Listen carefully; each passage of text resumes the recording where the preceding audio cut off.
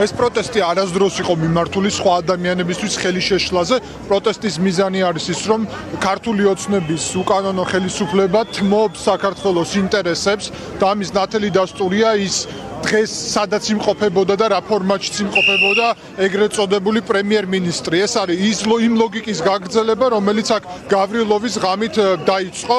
ქართული ოცნება საქართველოს სუვერენიტეტ ინტერესებს თმობს, გადაუხვია უკანონოდ ევროატლანტიკური გეზიდან და ის კანონები, რაც ახლა მიიღეს, სრულად ეწინააღმდეგება საქართველოს კონსტიტუციას, მათ შორის შეკრებისა და გამოხატვის თავისუფლების კონსტიტუციურ პრინციპს, რომლის მიხედვითაც შეუძლებელია ისეთი კანონის მიღება, რომელიც აკრძალავს პროტესტს ან ნებართვას შემოიღებს. ამიტომ მე ვფიქრობ, რომ აუცილებლად ამაზე გაიცემა საბოლოო ჯამში კანონიერი პასუხიც, მათ შორის თქვენ ნახეთ სტრასბურგის სასამართლოს გადაწყვეტილებაც, რომელიც კიდევ ერთხელ ადასტურებს, რომ სრულად უკანონოდ მოქმედებდა ამ შემთხვევაში ქართული ოცნება.